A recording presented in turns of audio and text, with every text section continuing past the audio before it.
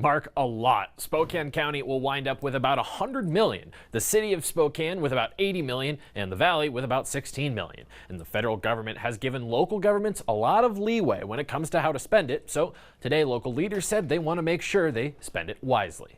It's not often that local governments suddenly come into possession of millions of extra cash. But thanks to the federal American Rescue Plan passed last year under President Joe Biden, that's exactly what's happened in Spokane and across the country. It's a one-time opportunity, so we cannot squander this. Local leaders today seemed excited about the windfall, but also wanting to make sure this money isn't wasted. And if anything, it's used to make even more. We look at these monies going to restore services, to make businesses and families whole again, but also those strategic investments that will pay off dividends down the road.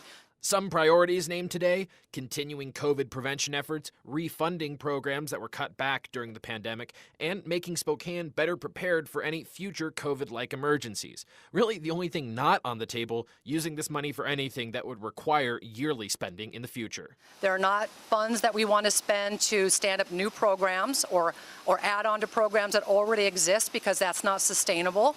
Several people also expressed their desire to make sure parts of Spokane that historically may be underserved get a good piece of the pie. And it's looking at where the gaps are. Where is the funding needed?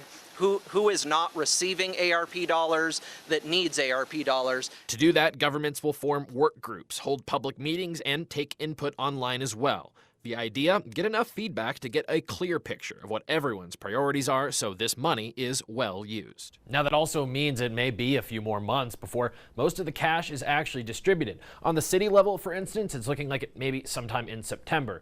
To help with the whole process, City Council just approved tonight funding for 2 new part-time staffers, specifically to collect feedback and then properly allocate the funds. In the newsroom tonight, Casey Decker, KREM 2 News.